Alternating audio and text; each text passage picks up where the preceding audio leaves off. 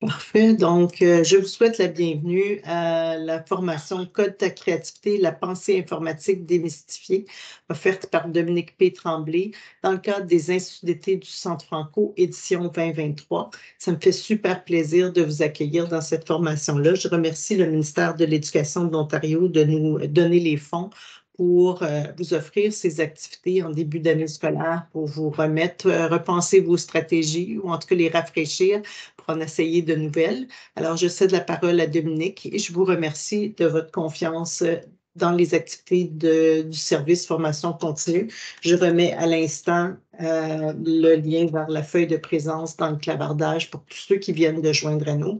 À toi la parole, Dominique. Parfait. Ben, merci beaucoup, Simone. Ça me fait plaisir de me joindre à vous ce matin pour jaser de créativité, jaser de codage. On sait que le codage, ça a été ajouté à notre programme CAD. Et puis, souvent, on se demande pourquoi, qu'est-ce qui est derrière ça? Puis, ce qui est derrière ça, c'est vraiment la pensée. Il y a plusieurs noms. En anglais, ils appellent ça le computational thinking. En français, il y en a qui utilisent pensée informatique, il y en a qui utilisent pensée computationnelle et il y en a qui utilisent pensée algorithmique. Donc, Simone me dit qu'elle ne me voit toujours pas. Aucune idée pourquoi. Comme ça fonctionne. OK, c'est bizarre ça. T'es-tu sur un iPad, Simone? Non, je suis sur l'ordi du Centre OK. Franco. OK. Donc, vous avez déjà vu le formulaire de présence dans la zone de clavardage. Donc, je vous invite à aller le compléter si vous ne l'avez pas fait. C'est seulement quelques questions. Ça prend quelques minutes. Simone a mis le lien. Donc, vous avez seulement à cliquer le lien et remplir le formulaire de présence. Juste avant qu'on commence aussi, j'aimerais qu'on prenne le temps de reconnaître le territoire sur lequel on se retrouve. Donc, nous remercions les peuples autochtones pour le partage de ce territoire où nous nous retrouvons, connu comme Ontario, qui est un dérivé du terme Mohawk, d'un terme Mohawk qui veut dire lac magnifique, pour le mot Ontario. Donc, nous reconnaissons que cette terre partagée par les peuples autochtones nous donne toutes les richesses dont nous avons besoin. Nous reconnaissons les générations qui l'ont parcourue, ceux qui la parcourent présentement et ceux qui la parcourront. Les appels à l'action du rapport de la Commission de la vérité et de la réconciliation nous parlent de l'importance de l'éducation à comprendre notre passé et le territoire où nous habitons afin que nous puissions cheminer ensemble dans un esprit uni. C'est bien de faire une reconnaissance du territoire, mais je vous invite aussi à penser à une action que vous pouvez faire pour bâtir des liens avec les peuples des Premières Nations avec qui on partage le territoire. Je me présente, moi, c'est Dominique Tremblay, comme Simone m'a déjà présenté. Je suis un consultant en éducation qui s'intéresse beaucoup à tout ce qui a trait aux sciences, technologies, l'intégration des STEAM et des STIAM en salle de classe et évidemment le codage informatique. Donc, ça m'a fait plaisir quand le codage informatique est apparu dans notre programme CAD. D'ailleurs, à cet effet, un des travaux que je fais, c'est d'être juge en chef à la World Robot Olympiad. Donc, nos résultats d'apprentissage, ce qu'on va faire aujourd'hui pendant les 90 minutes qu'on a ensemble, on va essayer de définir c'est quoi la pensée computationnelle ou la pensée informatique ou la pensée algorithmique, et on va regarder les processus mentaux qui se retrouvent derrière ça. Et vous allez voir que souvent, euh, quand on parle de processus mentaux, on s'intéresse seulement aux connaissances. Puis on va voir qu'on peut aller au-delà des connaissances, puis aller voir les pratiques, les dispositions, les compétences qui se rattachent à la pensée computationnelle. On va aussi faire le lien entre la pensée computationnelle, informatique, le codage et le programme CAD. Parce que surprenamment, elle n'est pas inclue officiellement. On ne voit pas le mot pensée informatique ou pensée algorithmique dans le programme CAD. Pourtant, c'est ce qui se trouve derrière le codage. Un peu, par exemple, lorsqu'on fait des mathématiques, on va travailler avec des fractions, on va travailler avec des pourcentages. Bien, il y a des pensées derrière ça. Hein? On parle de pensée proportionnelle, on pense de pensée algébrique. On n'a pas nécessairement inclus les mots pensée dans le programme CAD en mathématiques pour tous les autres concepts, mais c'est nécessaire pour bien comprendre comment le codage, comment l'algèbre, comment les proportions viennent entrer dans l'apprentissage de l'élève. On va parler d'activités que vous pouvez faire prêtes à utiliser dans votre salle de classe dès que vous commencez pour développer cette pensée chez vos élèves, pour amener vos élèves à développer les processus mentaux qui vont leur permettre de faire du codage. Donc, ça va avoir un effet important parce que l'élève ne fera pas juste faire du codage, il va être prêt à faire du codage. Il va avoir tous les outils mentaux pour être capable de faire du codage. Et on va faire des références explicites aussi à la pensée computationnelle dans les activités de codage. À chaque fois qu'on fait du codage avec les élèves, ça ne sera pas juste, tu prends ton petit bonhomme dans Scratch puis il se déplace. On va vraiment amener le vocabulaire de la pensée informatique ou de la pensée computationnelle chez nos élèves. Comme ça, ils vont reconnaître qu'ils sont en train de faire ces choses. Donc, ça, c'est nos résultats d'apprentissage. Et là, je serais intéressé. Je vous laisse quelques instants dans le chat. Vous devriez retrouver la boîte de clavardage pour me dire, pour vous, hein, avec les connaissances actuelles que vous avez, qu'est-ce que c'est le codage? Et si vous voulez vous essayer, puis vous connaissez un peu la pensée algorithmique, informatique, computationnelle, je vais les utiliser comme des synonymes en ce moment. Veuillez m'indiquer qu'est-ce que vous pensez que c'est. Si vous ne le savez pas, c'est correct, mais essayez-vous à donner une petite définition du codage pour vous. Qu'est-ce que c'est? Avec l'expérience que vous avez depuis 2-3 ans à le mettre en œuvre dans les salles de classe, qu'est-ce que c'est pour vous? Donc, je vois que Cassandra a répondu que pour elle, le codage, c'est un langage informatique. Et c'est vrai que pour faire du codage, on utilise un langage informatique que l'ordinateur est capable de comprendre et qui nous permet de faire des créations.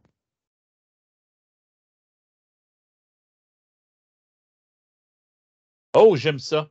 Parce que là, on parle d'émotion ici, hein. Pour moi, le codage, c'est nouveau et c'est compliqué. Parfait. On va essayer de le démystifier, mais merci d'être très, très honnête.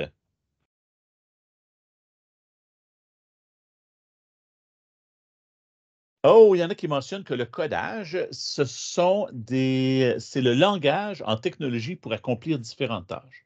On entend souvent ça dans ce que je vois, dans ce que vous me donnez. On parle que c'est un langage, hein. C'est quelque chose qu'on utilise, c'est une langue qu'on utilise pour accomplir des tâches, pour parler à un ordinateur. Il y en a qui disent que c'est des symboles, des instructions, oui, parce que n'oubliez pas que souvent on va utiliser le codage sous forme de blocs de code, mais il existe aussi le codage textuel qui souvent va inclure une série de symboles. Tout à fait. Oh, il y en a qui me ramènent à à l'époque des New Kids on the Block ici, avec le step by step.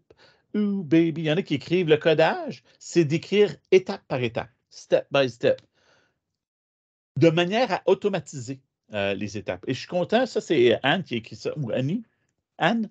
Euh, Parce que l'automatisation, c'est un nouveau concept fondamental qui se retrouve dans le programme cadre de sciences.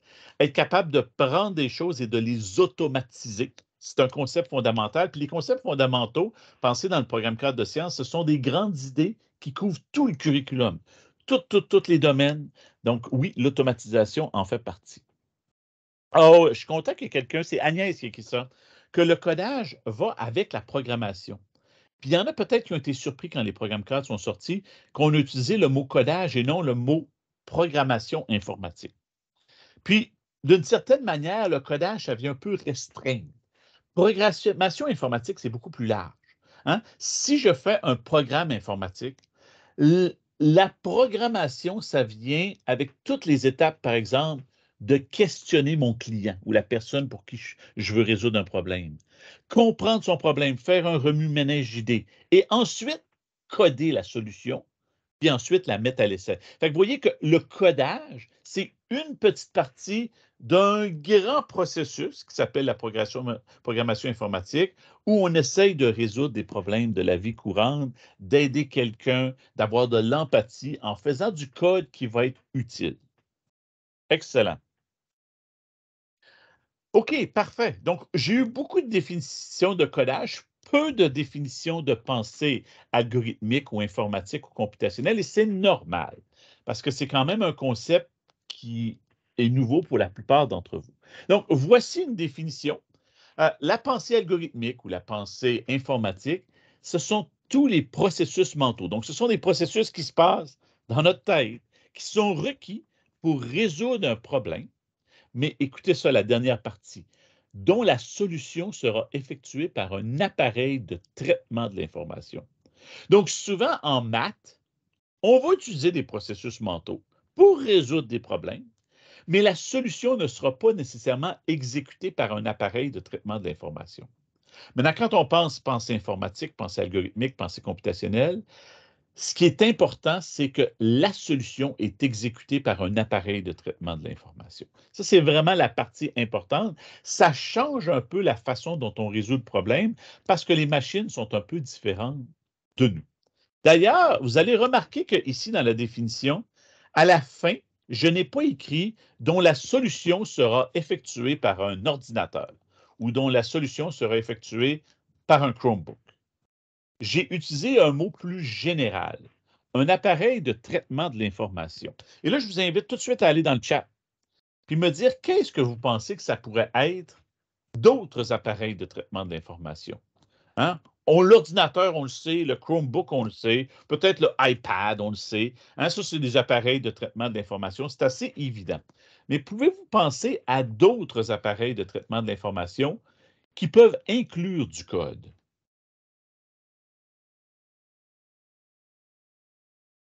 Donc, on a Bonnie qui nous mentionne une imprimante 3D. Oui, une imprimante 3D, ça peut inclure du code.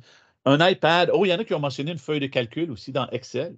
Puis oui, l'appareil serait quand même un ordinateur, mais on peut utiliser un outil différent sur l'ordinateur qui est Excel. Il y en a qui mentionnent des robots. Je vois des B-bots. Ah, il y en a qui mentionnent l'écran dans la voiture. Oui, c'est un appareil de traitement de l'information. J'irais même plus loin que dire que de nos jours, les voitures sont des appareils de traitement de l'information.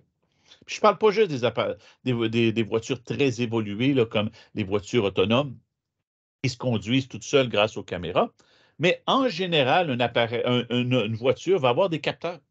Hein, souvent, ça va nous avertir. Ah, ton capteur d'oxygène a besoin d'être remplacé. Ah, la pression de tes pneus est trop faible.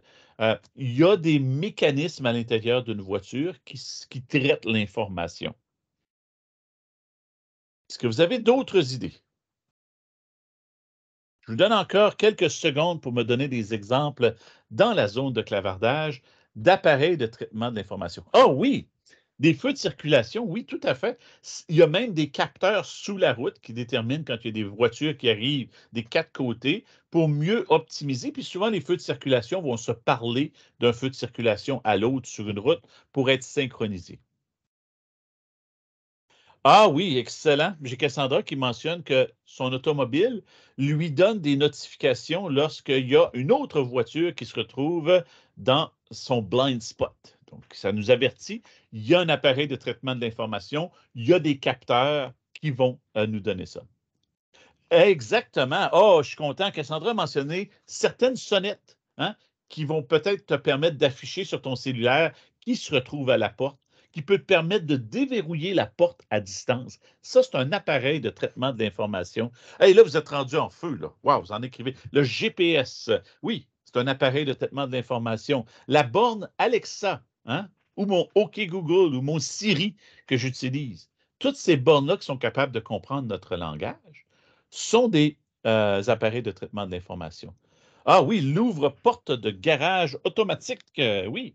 Moi, j'en ai un qui voit ma voiture arriver là, à cause du GPS, envoie une notification. Dominique est à 100 mètres de sa porte de garage. La porte de garage va s'ouvrir automatiquement. Et ça détecte même si je suis en train de m'en venir ou de quitter la maison. Fait que, il y a un appareil, il y a du codage qui a été fait pour permettre ces choses-là. Donc, ici, vous allez voir, j'ai mis quelques exemples. Les robots, évidemment, vous avez mentionné les robots. La laveuse, hein, avec tous les cycles que choisissent, le cycle délicat, le cycle pour les serviettes, pour les draps, il y a du code, il y a une séquence. Hein, ça ne fera pas exactement le même cycle de lavage selon les choix que je vais donner. Il y a un appareil de traitement de l'information, il y a du codage ici. L'aspirateur Roomba, hein, il y a du codage quand il y a un Lego qui reste pris dans l'appareil Roomba ou que son petit réservoir est plein de poussière, ça m'envoie une notification à mon téléphone. Il y a quelqu'un qui a codé ça. Ce que je veux que vous fassiez avec cette idée-là, c'est de faire réaliser à vos élèves qu'il y a du codage partout. Le codage, ce n'est pas juste quelque chose de scolaire. Même si le codage de ces appareils-là peut être trop avancé pour vos élèves, que vos élèves reconnaissent et apprécient qu'il y a du codage partout. Évidemment, il y en a d'autres aussi, comme ma brosse à dents. Moi, ma brosse à dents, souvent, m'envoie des notifications que je ne me suis pas brossé les dents assez souvent, que je n'ai pas utilisé le bon angle ou la bonne pression. Ça me donne un rapport hebdomadaire de mon brossage des dents. Donc, c'est un appareil de traitement de l'information. La télécommande, les iPads, les téléphones cellulaires, et peut-être certains d'entre vous, vous avez utilisé le microbit, le Arduino, le Raspberry Pi. Il y en a énormément des appareils de traitement de l'information.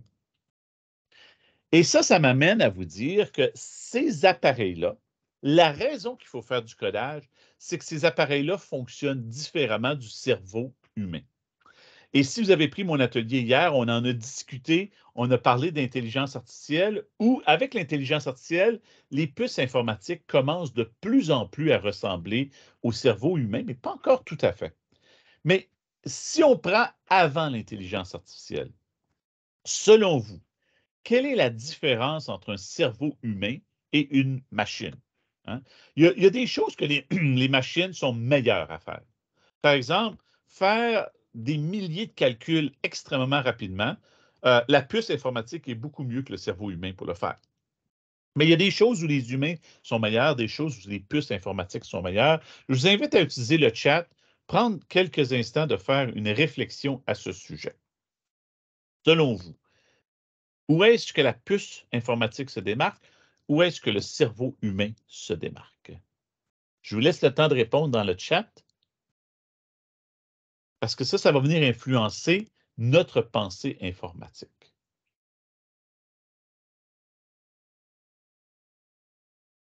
Je vois encore d'autres exemples aussi. Il y en a qui mentionnent les appareils pour enregistrer et payer automatiquement les marchandises.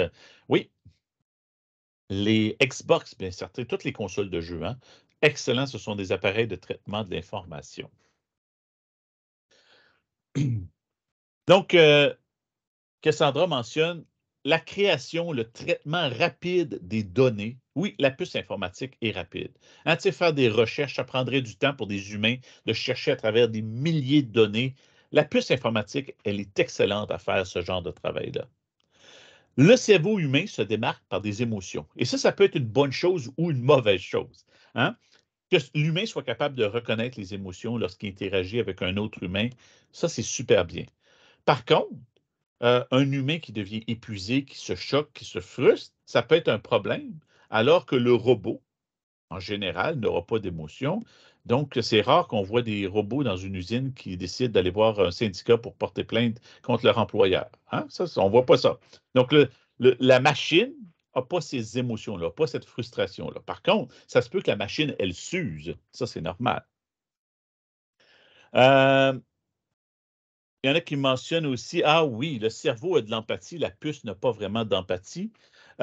Le cerveau humain est capable d'avoir un esprit critique. Hein? La puce informatique va sortir de l'information, mais le cerveau humain est capable d'apprécier l'information, de la valider, de la juger. Hein? Donc, ça, c'est super important. Ah oui, c'est drôle. Anne a mentionné la machine n'est pas toujours à jour. C'est Annie, pardon, qui a mentionné ça. C'est vrai.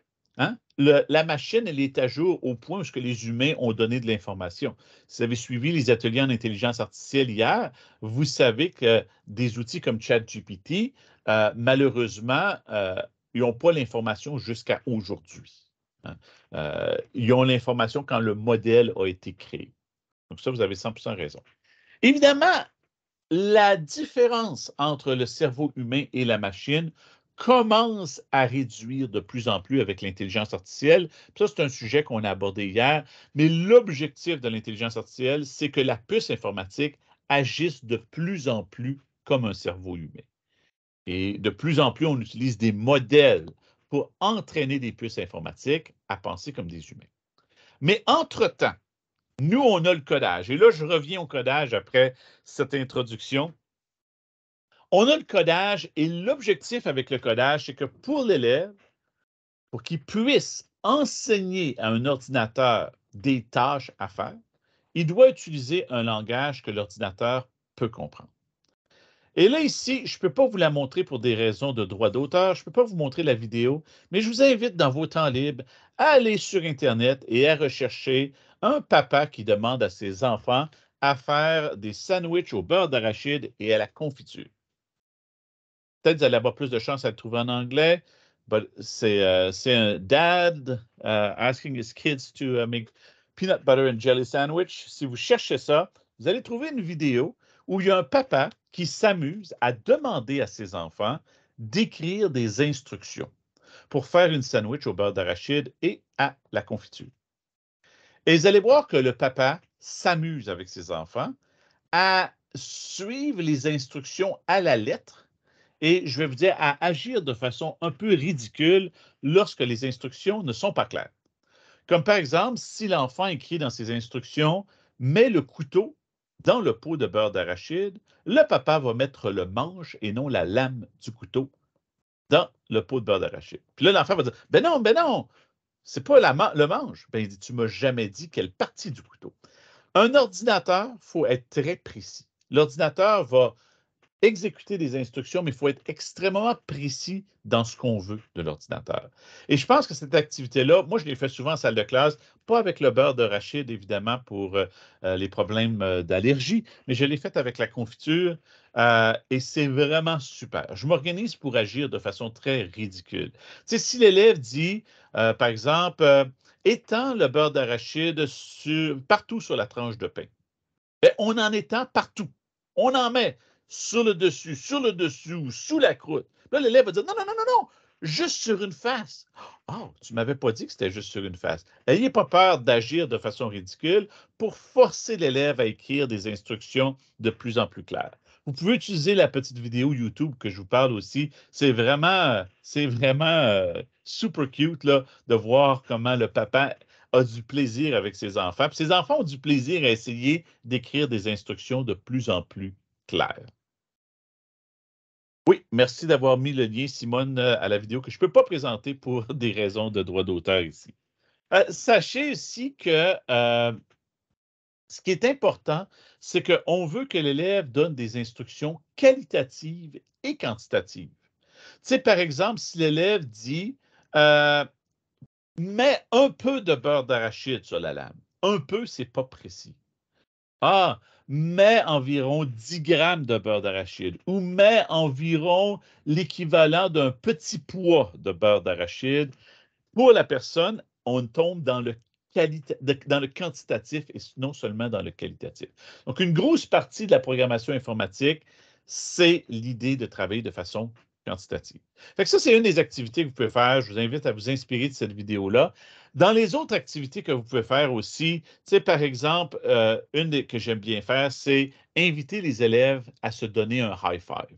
Donc, vous avez, ou en français, on appelle ça un tapement 5, un high five.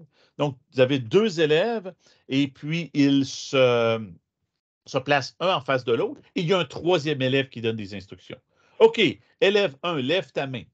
Et là, moi, ce que je fais, quand il me dit lève ma main, je continue à la lever, puis à la lever, puis à la lever, puis à la lever, puis je continue à pousser. Ah, mais tu ne m'as jamais dit jusqu'à quelle hauteur. Ah, lève ta main de 30 cm. Oh, puis là, tu sais, par exemple, s'il ne m'a pas dit de la placer, la paume de la main à la verticale, je vais la mettre à l'horizontale pour donner un tapement 5, un high five qui est un peu ridicule. Fait que ça amène les élèves à développer leurs habiletés à donner des instructions claires. Si vous avez fait lors des derniers instituts mon atelier sur les 6 briques, l'atelier sur les 6 briques, c'est un atelier dans lequel on discute de l'utilisation de 6 briques de Duplo. Ça ressemble à ça ici. Et les 6 briques de Duplo, c'est fou. Si on s'imagine la façon dont on peut assembler 6 briques, c'est des millions et des millions de combinaisons possibles. Bien, une des activités qu'on présente, c'est le dos à dos. Et ça, c'est une autre belle activité à faire en salle de classe avant de se rendre à l'ordinateur ou au Chromebook ou au iPad pour développer cette pensée computationnelle chez les élèves. Les élèves se placent dos à dos. Ils ont chacun un ensemble de 6 briques. Le premier élève fait une construction, comme j'en ai mis une à l'écran ici, et le premier élève doit donner à l'oral des instructions à son ami qui est derrière lui, sans voir ce qui se passe. OK? Tu sais, tu places le premier bloc, c'est le bloc vert. Ensuite, tu vas placer le bloc bleu. Mais non, dans ce cas-ci, c'est le rouge. Là. le bloc rouge. Ensuite, tu vas placer le bloc orange qui va couvrir la moitié du bloc rouge, mais la moitié selon la longueur, pas la largeur. Tu sais, vous imaginez le genre d'instructions qui doivent se donner. C'est vraiment super. La semaine passée, je faisais des camps d'été à Mon Avenir, puis justement, on a fait une activité similaire à ça. La grosse différence, c'est que là, vu que c'était un camp, on voulait que les élèves bougent, j'avais caché un modèle derrière un livre et il y avait un élève seulement qui avait le droit de venir voir le modèle et il devait donner des instructions au reste de la classe. Fait qu'il pouvait courir, venir voir et ensuite recourir, fait que ça les faisait bouger vers son groupe d'amis pour donner les instructions. Fait que c'est des exemples d'activités que vous pouvez utiliser. On va voir plusieurs exemples d'activités tout au long de l'atelier aujourd'hui, mais ça, c'est des exemples d'activités qu'on appelle débranchées. Il n'y a pas d'ordinateur, hein? Il n'y a pas d'iPad. On travaille avec du matériel pour développer cette pensée computationnelle-là. Évidemment, dans ce cas-là, ce n'est pas vraiment un ordinateur qui interprète les instructions, c'est un autre humain. C'est pour ça que c'est important de dire à l'autre humain d'agir comme un ordinateur, hein, d'agir de façon un peu ridicule si les instructions ne sont pas claires. Maintenant, je vous disais que le codage, c'est juste une petite partie. Mais si vous regardez ça ici, quand on pense à la pensée computationnelle vient chercher plein de compétences, d'attitudes, de connaissances. Le codage est une petite partie de la pensée computationnelle. Comme là, vous voyez qu'on était en train de faire des instructions avec une sandwich, par exemple. On est en pensée computationnelle, mais on n'est pas nécessairement encore en codage comme tel. On n'est pas en train de coder dans un langage informatique. Fait que le codage, c'est bien, mais la pensée informatique ou computationnelle va au-delà de ça. Et vous avez aussi l'informatique et toute la littératie numérique. Hein, par exemple, que l'élève sache comment se comporter en ligne, que l'élève sache comment utiliser les différents outils technologiques. La littératie numérique est beaucoup plus grande que juste le codage aussi. D'ailleurs, ici, cette section-là vient d'un document que je vais vous mettre dans le chat à la fin. Ça vient d'un document fait par l'organisme Parlons Science, Let's Talk Science. Donc, cette diapositive-là, comme telle, a été tirée de ce document-là. Et je vais vous donner à la fin là, accès au document. Comme ça, vous allez pouvoir lire encore plus sur la pensée computationnelle. OK. Ici, vous la voulez, la pensée computationnelle, là. Elle est résumée au complet dans une diapositive ici. Et je vous invite à regarder ça. Et vous allez voir qu'il y a des pratiques computationnelles, il y a des concepts computationnels et il y a des dispositions computationnelles. Du côté des pratiques computationnelles, on parle des compétences. Du côté des concepts computationnels, on parle des connaissances. Et du côté des dispositions computationnelles, on parle des aptitudes mentales. Je vous invite à penser à votre curriculum, que ce soit le programme cadre de sciences de première à neuvième ou le programme cadre de mathématiques de première à neuvième. Je vous invite à regarder ça et à me dire, votre curriculum, il est où en ce moment? Y a-t-il des mots que vous reconnaissez de votre curriculum qui apparaissent ici à l'écran? Que vous dites, ah oui, ça c'est dans le curriculum de maths, ça c'est dans le curriculum de sciences. Je vois ça. Je vous invite à y penser. Vous pouvez m'écrire dans le chat où est-ce que vous voyez des liens. Peut-être que vous enseignez, disons, en troisième année, puis vous dites, ah oui, moi j'ai vu ce mot-là en troisième année dans mon programme cadre. Puis on va essayer de trouver où est-ce que ça se trouve dans ce grand tableau-là, qui est un super beau résumé qui nous est fourni par Parlons Science, Let's Talk Science.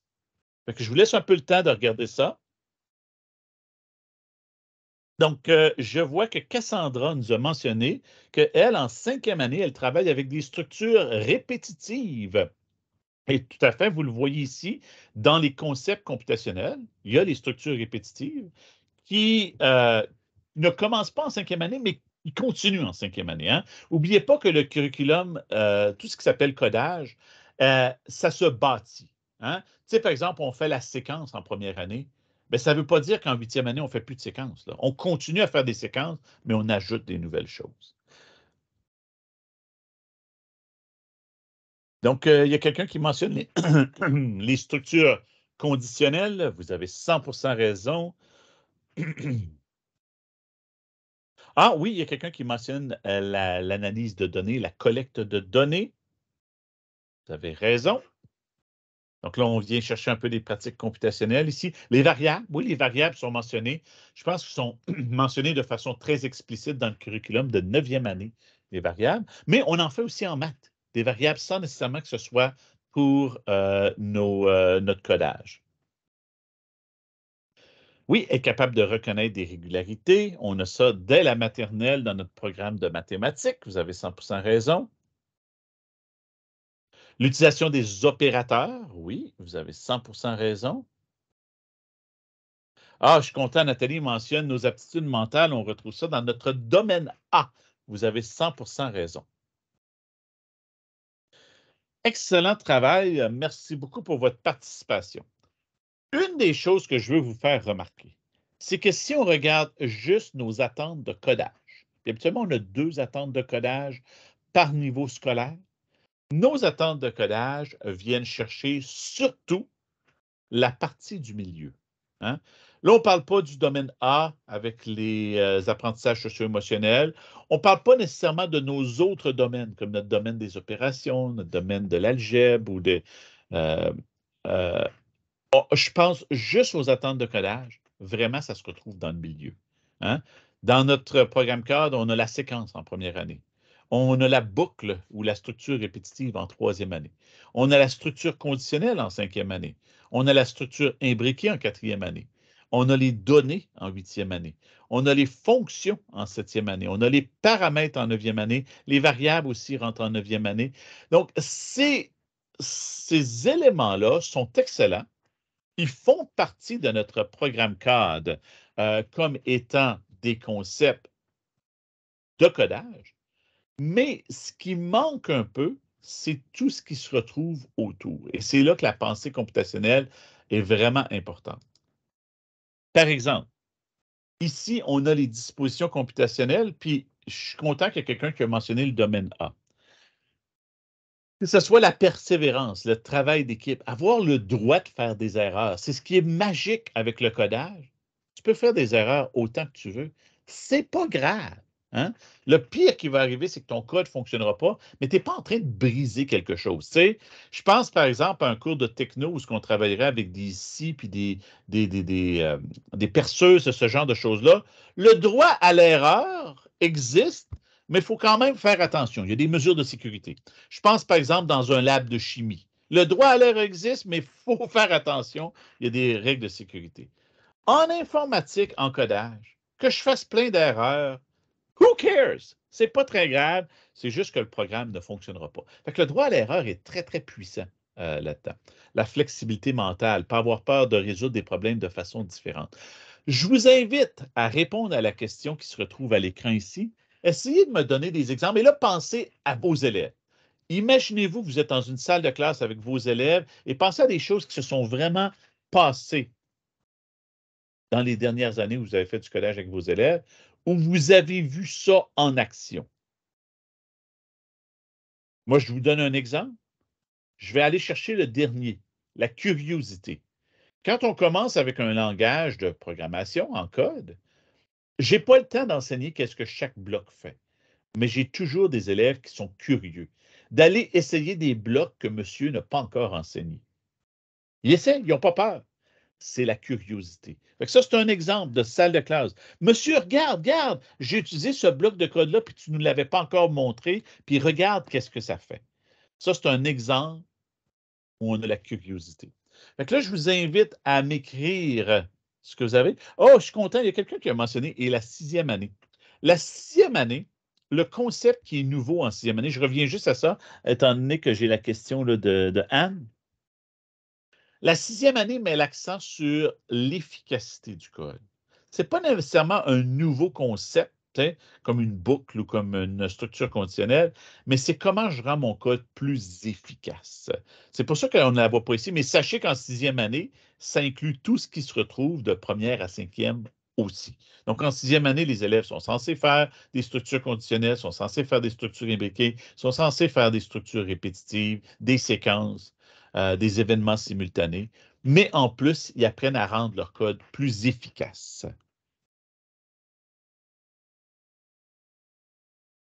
Ah, j'aime ça. Madame, mon Bebot ne m'écoute pas. Et là, ils sont en train justement de réaliser que c'est pour ça que ça nous prend la pensée informatique, parce qu'il y a un frein entre le langage qu'un humain est capable de dire et ce que le robot, comme le Bebot, est capable de faire. Excellente. J'adore cette anecdote. Merci beaucoup, Cassandra, de l'avoir mentionnée. Exactement. Il y en a qui ont de la difficulté à travailler avec des problèmes complexes, confiance à gérer la complexité. Hein? Dès le début, ici, on a commencé l'atelier, puis il y en a qui m'ont dit, le codage, moi, ma définition, c'est que c'est compliqué, le codage. Tu sais? Ça fait partie des aptitudes mentales, ça, à développer chez les élèves. Collaboration, échange. Ça, s'il vous plaît, c'est correct que les élèves copient le code d'un ami. Moi, ce que je dis toujours, c'est que tu as le droit de copier le code d'un ami pourvu que tu changes quelque chose, tu l'améliores, tu me fais quelque chose de plus. Fait que tu peux t'inspirer. Hein? On a le droit de copier, mais c'est inspirer et faire plus. Et si vous pensez, juste par exemple, à l'évolution des cellulaires depuis les 20 dernières années, chaque compagnie se sont copiées, que ce soit BlackBerry au départ, Samsung, Huawei, que ce soit Google, que ce soit Apple, que ce soit Microsoft qui en fait plus. Ils se sont tous copiés les uns les autres, mais à chaque fois qu'ils ont copié et amélioré. Et ça l'a permis de bâtir et d'avoir des téléphones cellulaires de plus en plus puissants. Donc, moi, j'aime ça encourager les élèves à copier et améliorer. Collaboration, échange. Bonnie mentionne, moi, ce sont mes élèves qui ne m'écoutent pas. Il va falloir trouver c'est quoi le langage de codage que vos élèves comprennent.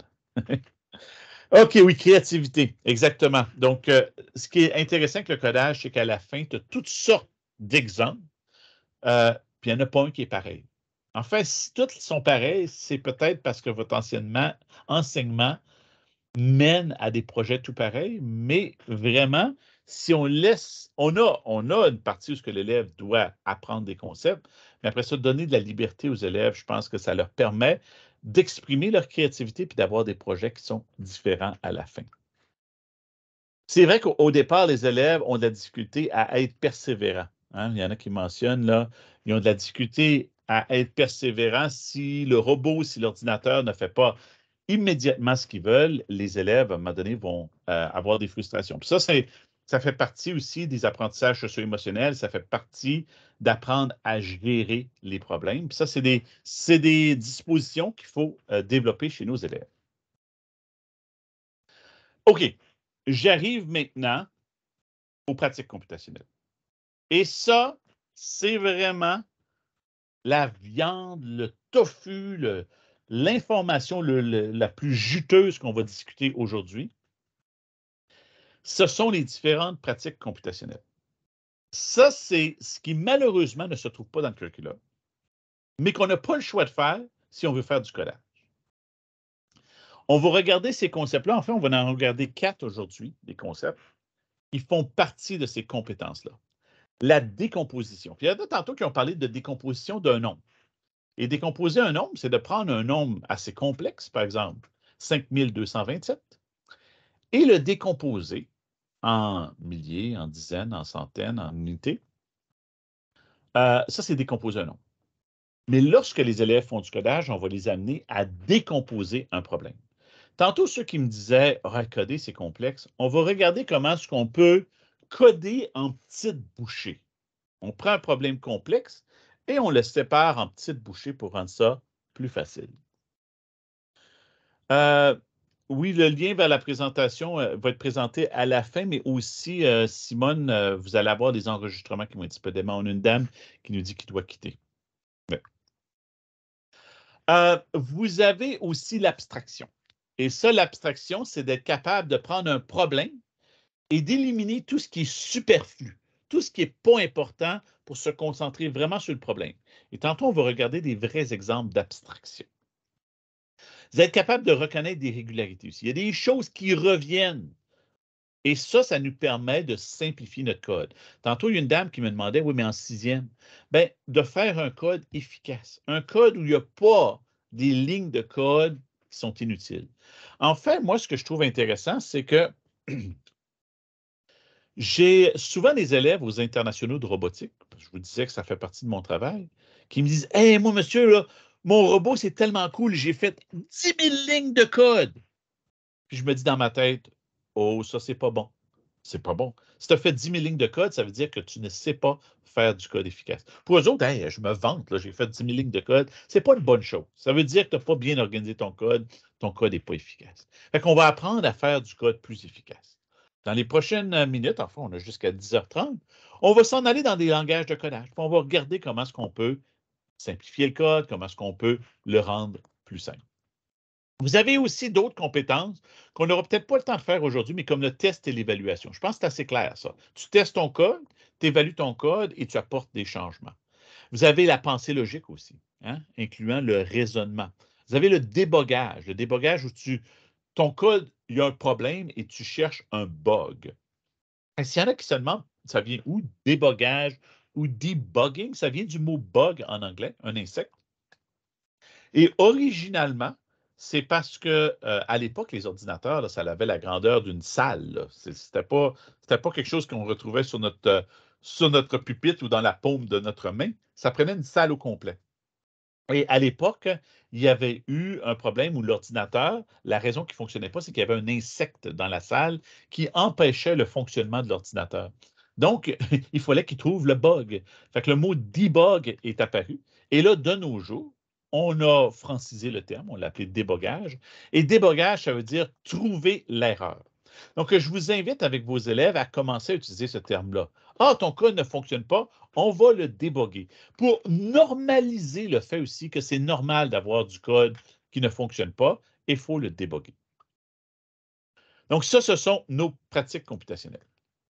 Maintenant, là, on va parler salle de classe. On a vu les concepts, on a vu les aptitudes, on a vu les compétences, et je reviens sur les compétences dans un instant, mais il y a aussi les approches. Comment je vais amener ça en tant que prof dans ma salle de classe? Donc là, on n'est même plus dans le codage professionnel. On pense salle de classe. Donc, les différentes façons dont vous pouvez amener le codage, ça, c'est quasiment comme des stratégies d'enseignement, ces approches-là.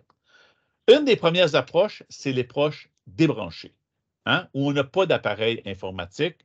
Par exemple, je pourrais donner à cette jeune fille des instructions pour lancer le ballon de basket dans le panier. Et là, il faudrait que je donne de l'information sur la position, les angles, la force de la poussée. Ça, c'est l'approche débranchée. Et je vous invite à en faire souvent de l'approche débranchée. Ça fait bouger les élèves et ça leur fait comprendre l'idée de donner des instructions. Je vous ai donné quelques exemples en début d'atelier d'approche débranchée, mais n'ayez pas peur d'en faire régulièrement. Souvent, c'est juste un 5-10 minutes le matin avant de commencer votre routine. On fait une petite activité débranchée. On se pratique à se donner des instructions.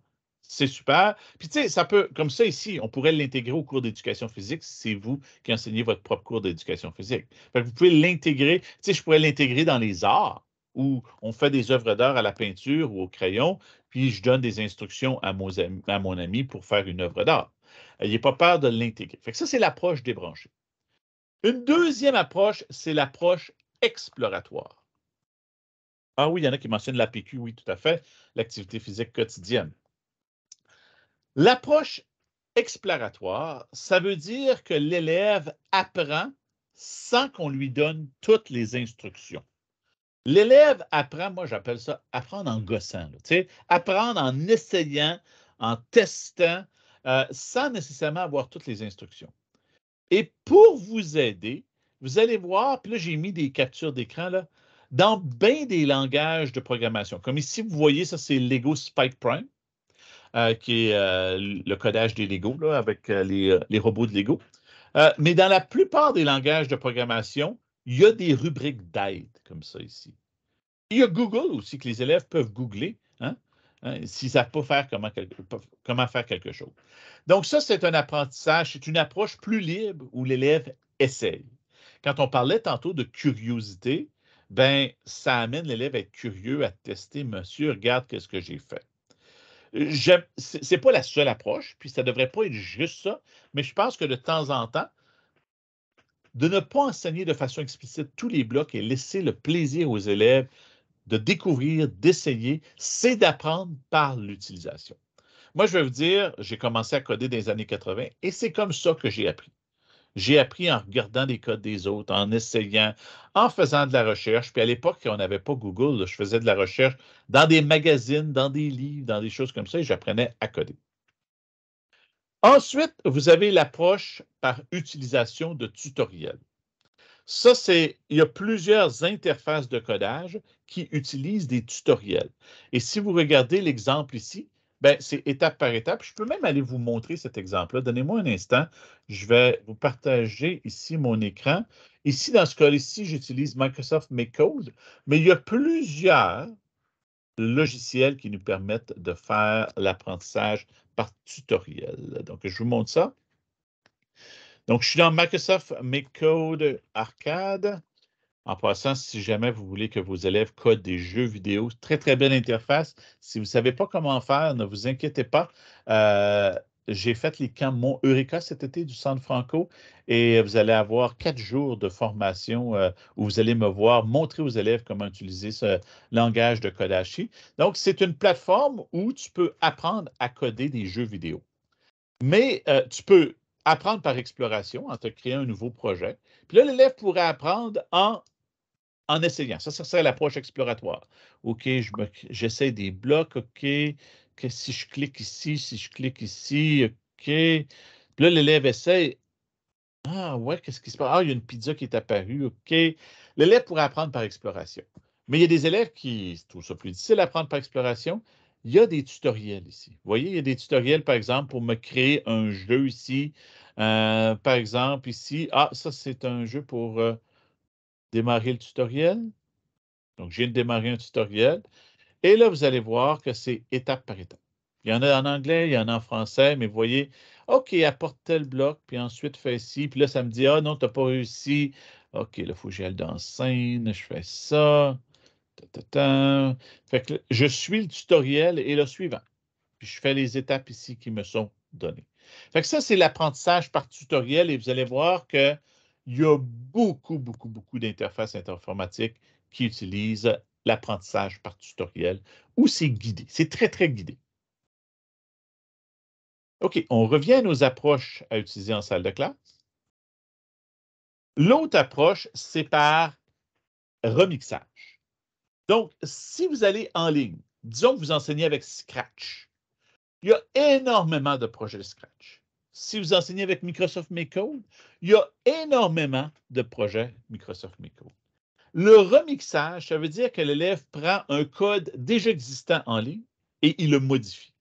Comme par exemple ici, ça c'est encore dans Microsoft MakeCode, ce code-là, c'est pour faire un jeu de type Flappy Bird.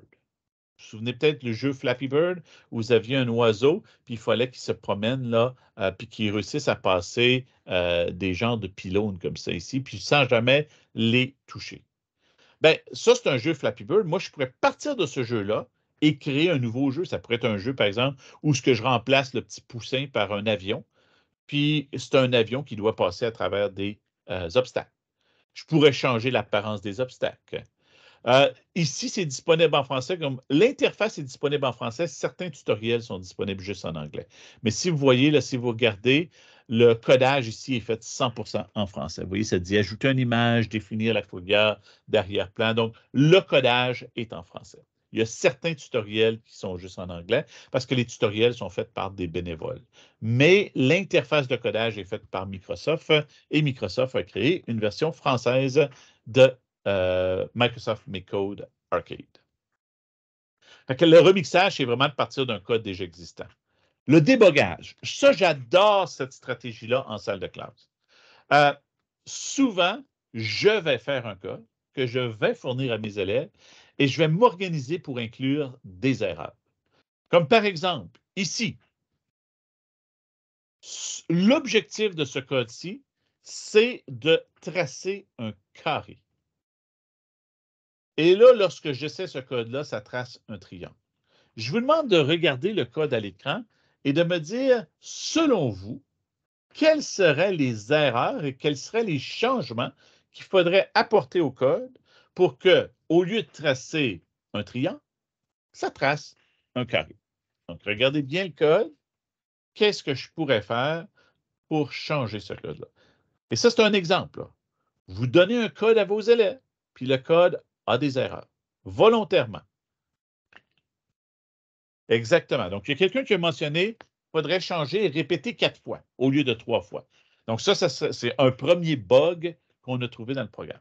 Il y en a un autre, et c'est Cassandra qui l'a trouvé, et on a aussi Annie qui l'a trouvé.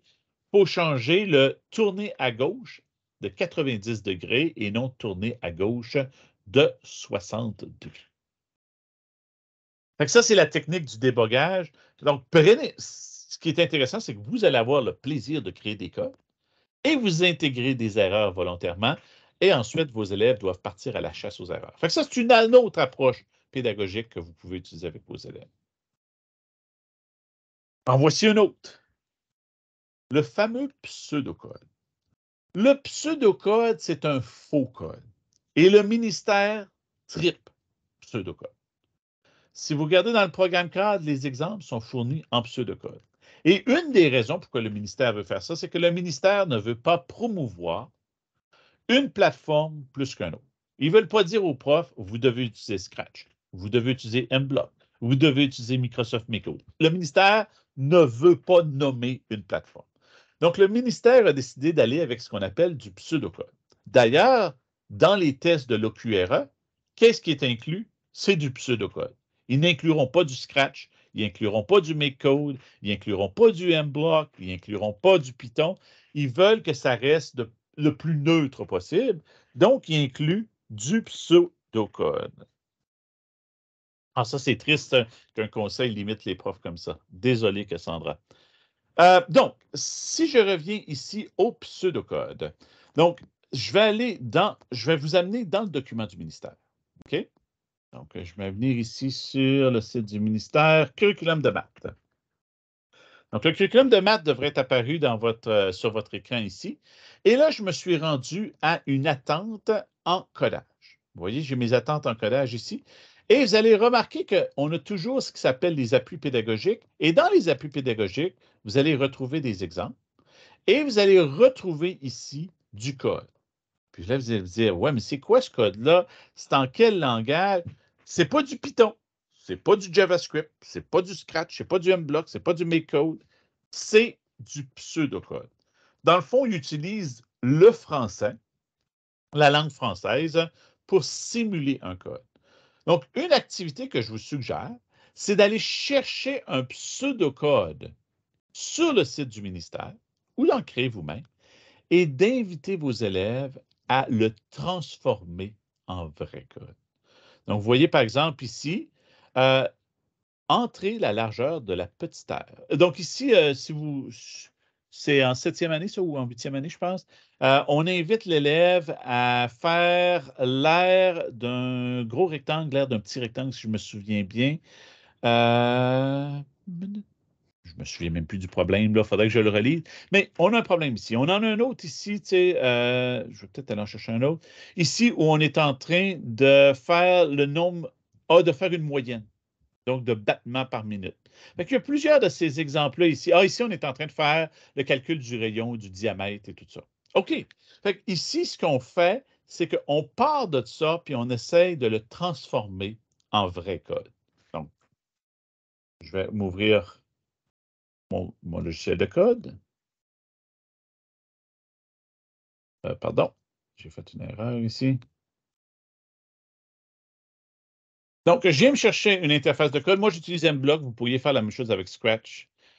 Donc, ici, j'ai le pseudocode. Et là, on me dit, OK, il faut que je fasse un sous-programme qui s'appelle calcul rayon. OK. Donc, je vais venir ici, je vais le mettre en français. Fait que je fais juste vous simuler ce qu'un élève ferait ici. Donc, français. C'est-tu loadé? English. Comment ça se fait que ça se load pas en français? Français. Là. Tu peux rafraîchir page. Normalement, il switch au français immédiatement. OK, il est rendu en français. OK, donc ce qu'on va faire ici, je me crée un sous-programme. Donc, un sous-programme, c'est ici, mes blocs. Et là, il voulait que je l'appelle calque rayon. OK. Calcul rayon. Donc, je prends le pseudocode du ministère et je le transforme en vrai code. OK, rayon est égal à diamètre divisé par 2. Donc, ça va me prendre deux variables. Ici, variable. Une que je vais appeler rayon. OK. Une que je vais appeler diamètre. Et voilà. Et là, je vais faire, ils veulent que rayon soit égal à diamètre divisé par 2. Donc, définir le rayon comme étant le diamètre divisé par 2. Il y a une question dans le chat. Est-ce qu'on peut utiliser le pseudocode dans Scratch? Oui, oui, oui. Là, j'utilise, moi, j'utilise MBlock parce que c'est mon préféré, mais vous voyez que c'est la même chose que Scratch, là. C'est juste qu'MBlock a 1000 fonctions de plus, mais il y a toutes les fonctions de Scratch. Tout ce que je suis en train de faire là, ça pourrait être fait dans Scratch. Ouais. OK, voilà, donc ça va bien.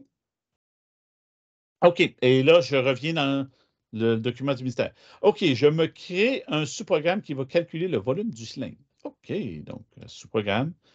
Fait que pour les élèves qui ne sont pas encore tout à fait calculés, je ne m'en souviens même plus là, parce que je vous parle en même temps, le volume cylindre. OK, calque, volume, cylindre. Fait que pour les élèves qui ne sont pas 100% à l'aise, d'être capable de traduire un pseudocode en vrai code, c'est un bel exercice, tu sais, de comprendre. Puis ça les habitue à lire du pseudocode. Parce que je ne vous le cache pas, dans le test de l'EQRA, ils ne voulaient pas mettre ni du Scratch, ni du Python, ni du JavaScript, ni du MBlock, ni du MakeCode. Donc, ils ont utilisé le pseudocode. Fait que ça peut aider vos élèves à comprendre le pseudocode, de l'utiliser comme ça. Fait que je ne le finirai pas au complet, mais s'il y en a qui sont intéressés, puis je vais mettre mon courriel à la fin de la présentation, moi, j'ai pris le temps de prendre tous les exemples du curriculum et je les ai transformés en pseudocode. Je vous montre ça un instant.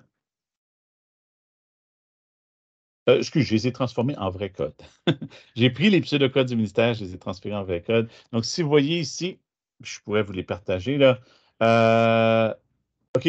Et du 7e année, ça, c'est lequel, ça?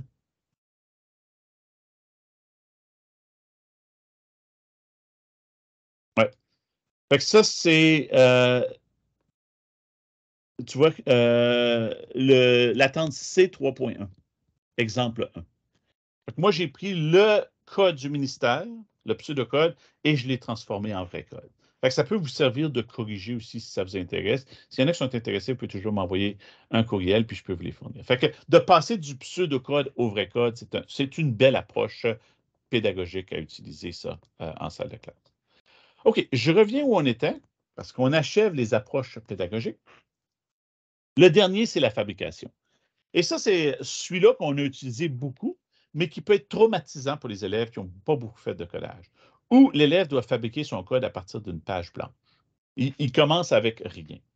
Donc, vous voyez que les autres approches, hein, que ce soit, puis je vais rapidement les repasser, le débrancher, l'approche exploratoire où tu essayes des blocs de code, le tutoriel où tu es guidé étape par étape, le remixage où tu prends un code déjà existant puis tu le modifier à ta propre saveur, le débogage dans lequel tu as un code qui inclut une erreur et tu cherches l'erreur et tu corriges l'erreur, la conversion du pseudocode en code et finalement la fabrication à partir de zéro, la page blanche, ce sont tous des approches que vous pouvez utiliser. Moi, je vous invite à varier les approches. Il y a des profs qui font toujours du code à partir d'une page blanche. Il y a des profs qui font toujours des tutoriels. Essayez de varier. Hein? Si c'est toujours des tutoriels, ben, l'élève peut venir qu'à s'ennuyer ou ça peut ne pas répondre à ses besoins. C'est important d'offrir des choix aux élèves aussi. Peut-être qu'il y a des élèves qui fonctionnent mieux avec du pseudocode, il y a des élèves qui fonctionnent mieux avec la page blanche, il y a des élèves qui aiment mieux travailler par exploration. Fait que, selon la conception universelle de l'apprentissage, c'est important aussi d'offrir des choix aux élèves en termes d'approche. Donc, essayez de les varier de plus en plus. Et essayez aussi de varier un peu les langages parce que une des choses, ce que je remarque après 3 ans, c'est qu'on commence à avoir une scratchite aiguë. Je rentre des fois dans des écoles, ah, pas encore du scratch. Les élèves sont rendus, ah, je suis plus capable, on en a trop fait. Il existe tellement, mais tellement d'outils qui permettent de faire du codage. Que ce soit Scratch, Scratch Junior, ce sont des bons. Il y a Sphero, il y a Blockly, il y a la plateforme Lego Spike, il y a MBlock. Si on va dans les langages qui sont plus textuels, Il y a du HTML5, du JavaScript, où les élèves pourraient apprendre à faire des sites web. Il y a le C#, il y a le robot Roots, qui est disponible gratuitement en version virtuelle. Il y a le langage Python. Il y a le Microsoft MakeCode Arcade que je vous ai montré. Les profs du secondaire qui utilisent GeoGebra, saviez-vous qu'il y a GeoGebra Coding qui permet de faire du codage avec votre plateforme de géométrie, qui d'ailleurs est utilisée dans plusieurs conseils scolaires, ce GeoGebra, mais peu utilisent la version codage de GeoGebra. Il y a Minecraft dans les conseils où c'est permis, la plupart. Maintenant, c'est rendu permis, le Minecraft Education Edition. Il y a une très, très belle plateforme de codage là-dedans. Si vous avez des élèves plus vieux, j'ai travaillé avec des élèves aux Grandes Rivières cette année avec le Arduino. Il y a le microbit aussi, microbit virtuel, microbit réel. Il y a tellement d'outils pour faire du codage. Puis là, on n'a pas parlé de tous les autres robots aussi, comme le Dash, le Bee-Bot, le Q. Il y a énormément de robots. Il y en a que c'est gratuit, comme je vous disais, le robot Roots est gratuit en version virtuelle. Fait que si vous n'avez pas de robot physique à votre école, il y a plusieurs options aussi. Il y a le Cubo virtuel aussi qui existe. Il y a énormément d'options. Puis je pense que ce qui est important, la raison que je vous suggère de varier les langages, c'est que l'élève, c'est important qu'il réalise que peu importe le langage, les structures sont similaires. Hein? Les books, ça existe. Les structures conditionnelles, ça existe. Les structures imbriquées, ça existe. Les variables, ça existe. Donc, que l'élève ait cette flexibilité-là. Si l'élève utilise toujours juste une plateforme, bien, pour lui, le problème, c'est que cette plateforme-là, c'est juste ça le codage. Souvent, je parlais du monde des parents. Ah oui, codage. Ah ouais, c'est Scratch, ça? Non, le codage, c'est pas Scratch. Scratch est une façon de faire du code, mais ce n'est pas le codage, Scratch. C'est important de varier les plateformes pour que les élèves aient une meilleure vision de qu'est-ce que c'est le codage. Parce qu'un veut pas, s'ils continuent après le secondaire en codage, ils vont probablement utiliser des plateformes plus comme Python et C#. C'est pas mauvais. C'est comme dans Microsoft Minecraft Education, dans le Minecraft, tu peux coder en Python. Puis l'élève peut faire le passage des blocs à Python. Ça permet d'avoir cette flexibilité-là.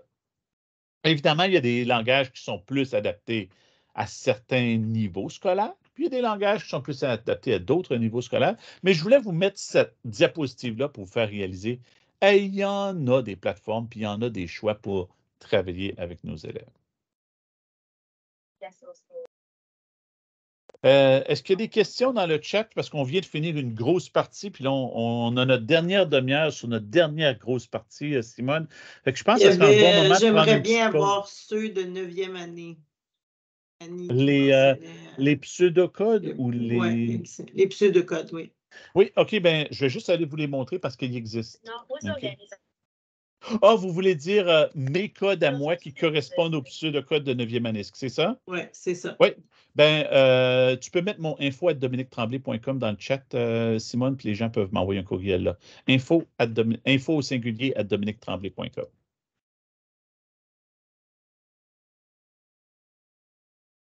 Puis en passant, je ne sais pas si ça a été corrigé, mais il y avait énormément d'erreurs dans les pseudocodes du site du ministère. Fait que lorsque j'ai fait la conversion, j'ai envoyé des demandes de correction. Je n'ai pas encore vérifié si elles ont été faites, mais j'espère que ça a été fait. Ils m'ont promis qu'ils allaient faire les changements. Il y a Marie-Josée qui demande comment utiliser le codage en sciences, 3e ou 4e année. Super bonne question. Le codage en sciences, puis je devrais peut-être aller chercher une diapositive qui n'est pas là-dedans, mais il y a vraiment 3 façons de voir le codage en sciences. Tu as pour simuler des événements, simuler des concepts scientifiques. Comme par exemple, je pourrais simuler en 4e année, disons, le déplacement de la lumière. Je pourrais créer du code qui montre le déplacement de la lumière. Je pourrais simuler, par exemple, en 2e année, le cycle de l'eau. Je pourrais, en 3e année, simuler le développement de la plante. Donc, je peux créer du code pour créer des simulations. La deuxième façon de faire du code en sciences, c'est d'utiliser des capteurs, faire de la collecte de données. Par exemple, en 4e année, je suis content que tu le mentionnes, c'est une de mes unités préférées, son et lumière, je pourrais utiliser un capteur de luminosité, puis la plupart des plateformes de robotique de nos jours viennent avec un capteur de luminosité. Et il y en a même sur le microbit aussi qui sont très peu dispendieux. Et je pourrais, par exemple, créer du code pour faire une collecte de données sur la luminosité tout au long de la journée. Puis, la troisième grande façon d'utiliser le code en sciences, c'est pour faire des inventions. Comme par exemple, j'ai 2 jeunes filles dans le nord d'Ontario qui ont fait une invention pendant la COVID où ils ont réalisé qu'une pauvre madame au dépanneur en face de l'école devait constamment rappeler aux gens de se mettre du Purell, de se mettre du désinfectant pour les mains. Donc, les jeunes filles, qu'est-ce qu'ils ont créé? Ils ont créé ils ont utilisé un capteur d'alcool dans leur trousse de microbits, puis ils ont utilisé un moteur qui faisait une barrière. Donc, les gens entraient, s'ils se mettaient du Purell, ils mettaient leurs mains sous le capteur, et si le capteur détectait qu'il y avait assez d'alcool dans l'air, il allait ouvrir la barrière. Donc, ils ont fait une invention. Fait que, par exemple, en quatrième année, les élèves, j'ai, en fait, si vous allez dans l'EAV, il y a des activités qui s'appellent les sciences en action. Et puis, une des activités, c'est de créer un spectacle automatisé de son et lumière en quatrième année. Fait qu'on utilise le codage pour créer l'automatisation. Je reviens au terme de l'automatisation. Évidemment, le but de l'atelier aujourd'hui, ce n'est pas de vraiment faire comment utiliser le codage en sciences, c'est vraiment de regarder plus les pratiques computationnelles, mais je suis content que tu l'as mentionné, puis si jamais ça t'intéresse, n'hésite pas à m'envoyer un courriel parce que j'adore utiliser le codage en sciences. OK, je reviens au vif du sujet maintenant. Il nous reste environ 25 minutes. Et là, on a les fameuses compétences. Ça, c'est vraiment les processus mentaux qui sont super importants lorsqu'on fait du collage. La première chose, c'est la décomposition. Hein, si vous vous souvenez tantôt sur le tableau qu'on avait, là, qui est fait par Let's Talk Science, Parlons Science, dans la première colonne, c'était la première compétence. L'élève doit être capable de décomposer un problème en petites bouchées. Souvent, là, tu sais, comme par exemple, tu prends une recette. Faire une recette de pâtes comme ça, il y a plusieurs grandes étapes. Sans aller dans le étape par étape, quelles seraient les bouchées qu'on pourrait prendre? Quelles seraient si j'ai besoin d'enseigner à quelqu'un à faire une assiette de pâtes comme ça, quelles seraient les grandes étapes? Pas le step by step, mais les grandes étapes pour diviser le problème. Je vous invite à utiliser le chat. Comme ça, c'est une première activité débranchée que vous pouvez faire avec les élèves, là, avant qu'on fasse du codage. Comment est-ce qu'on décompose un problème? Wow, c'est compliqué de faire des pâtes. Quelles seraient les grandes étapes?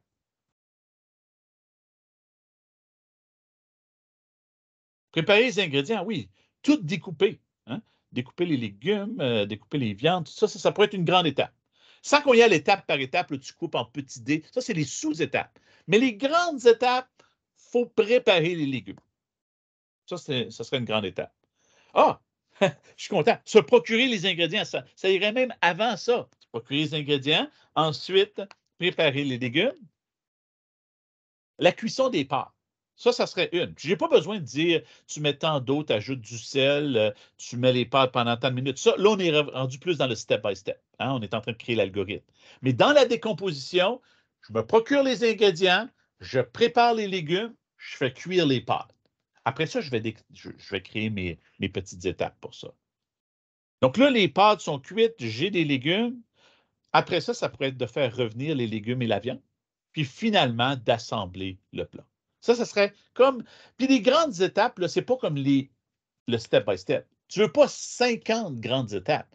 Tu veux peut-être 3, 4, 5. Tu veux décomposer le problème en grande partie, puis après ça, tu vas faire ton algorithme. Je donne un autre exemple ici. Ça, j'adore le faire avec les élèves. J'organise un voyage. Il y a plusieurs étapes pour organiser un voyage. Mais si on prend les grandes étapes, organiser le transport, c'en est une. Une autre grande étape, organiser l'hébergement.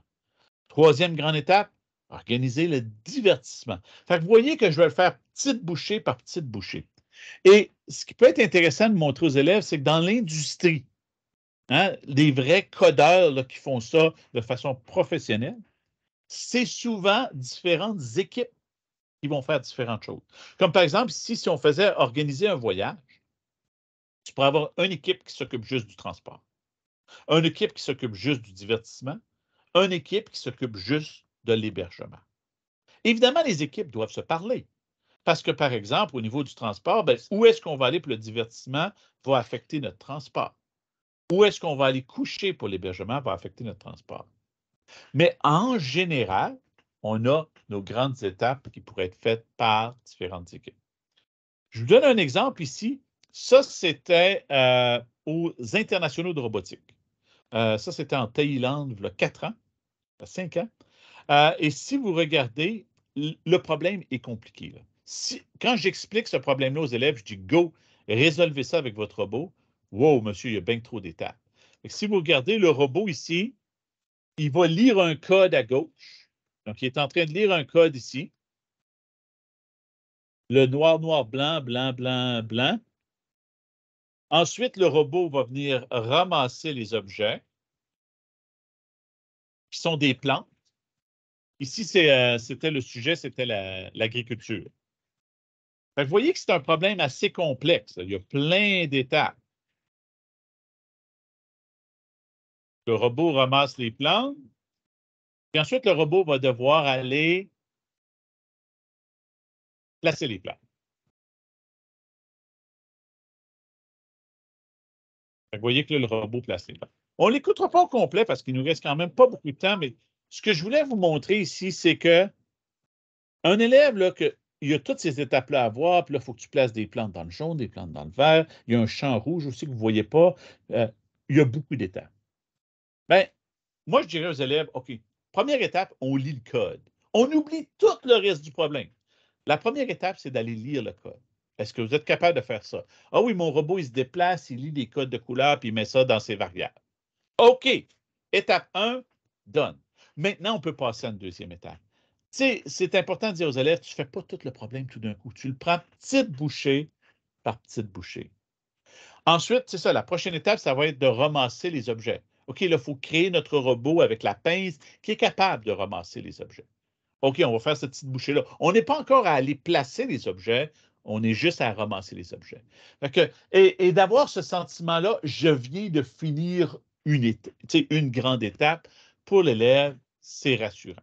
Je vous invite à travailler la décomposition, puis vous avez un exemple ici à l'écran. Et s'il y en a qui sont intéressés, ça, je pense que je l'ai pris, intérêt simple, intérêt composé. Ah, je ne me souviens plus, c'est dans quel curriculum, je ne me souviens plus si c'est en 8e ou 9e littératie financière.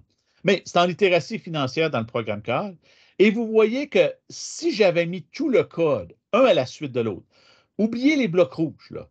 Prenez juste les blocs bleus et orange, puis disons que je les avais mis tout, un à la suite de l'autre. Ça ferait un code très long. Et après ça, c'est difficile de savoir qu'est-ce qui est quoi. Et je vais aller vous le montrer, ce code-là. Je vais le charger à l'écran. Ça va me permettre de zoomer. Donc, je reviens ici. Je vais aller l'ouvrir. Ça, c'était mon code sur les intérêts. Et voilà. Donc, le code que vous voyez dans la PowerPoint, c'est celui-ci. Vous pouvez le reproduire aussi dans la PowerPoint. Là, si vous zoomez, c'est assez gros pour voir. Mais, OK, ça ici, c'est mon programme principal. Ici, ce sont mes 3 sous-programmes. Et ça, c'est important, là, surtout dès la 6e année, quand on parle de code efficace, d'être capable de commencer à mettre notre programme en petites bouchées. Parce que si vous vous imaginez, le vrai code, là, avant de le séparer en sous-programmes, aurait été ça. J'aurais eu cette partie-là ici, ensuite j'aurais eu cette partie-là, puis j'aurais eu cette partie-là.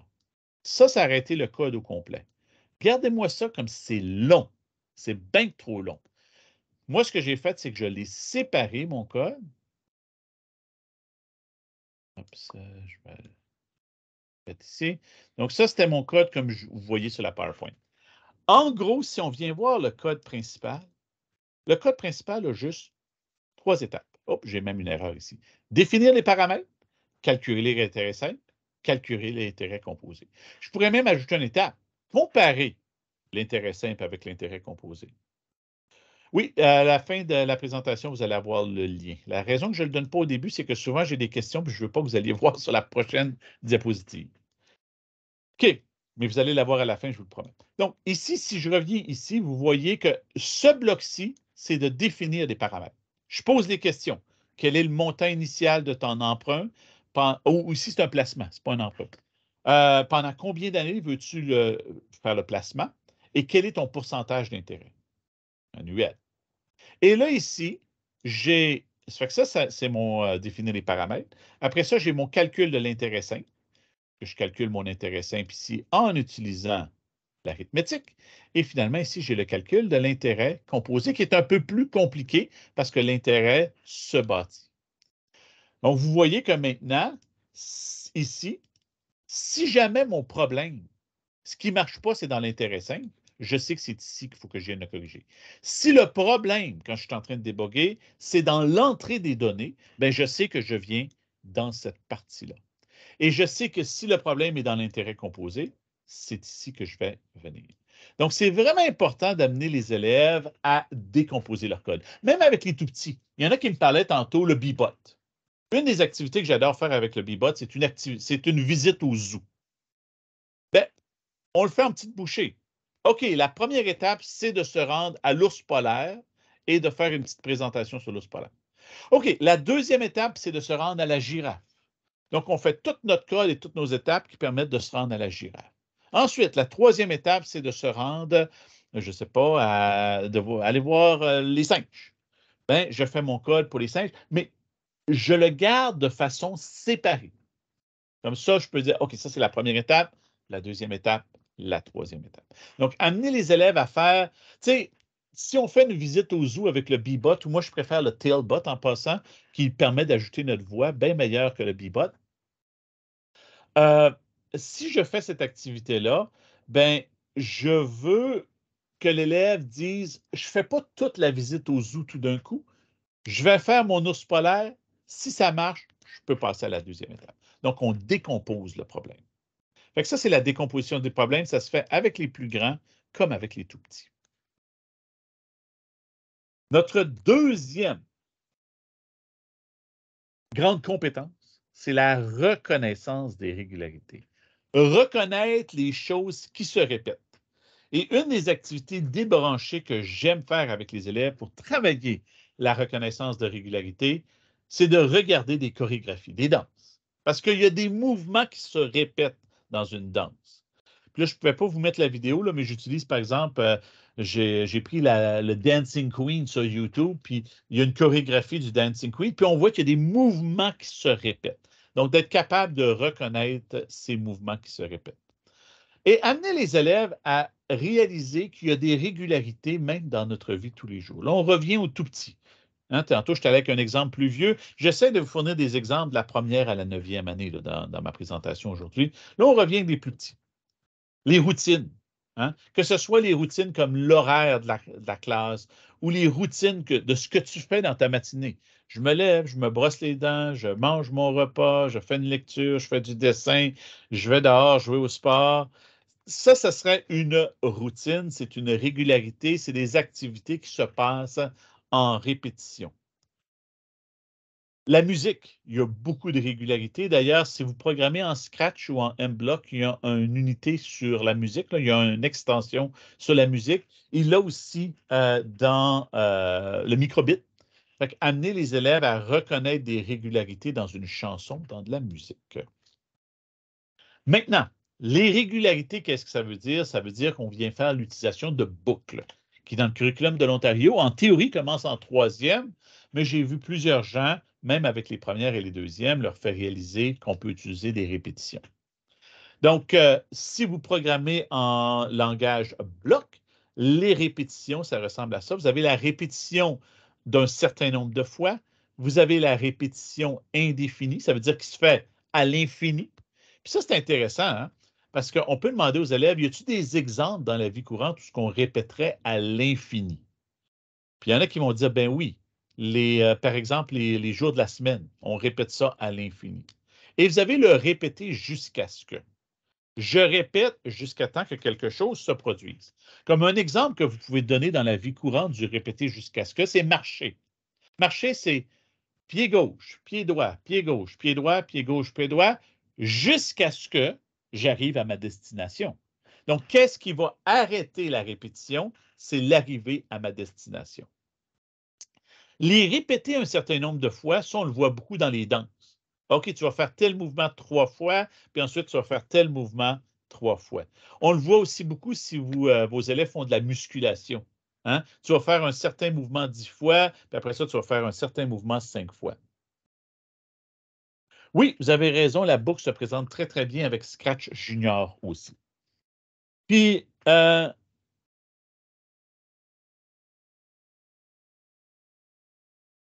oui, indéfiniment est utile si tu veux que le code se fasse sans avoir à cliquer le drapeau vert. Oui, tu peux le mettre dans une boucle indéfinie, comme ça, il va se faire ad vitam aeternam.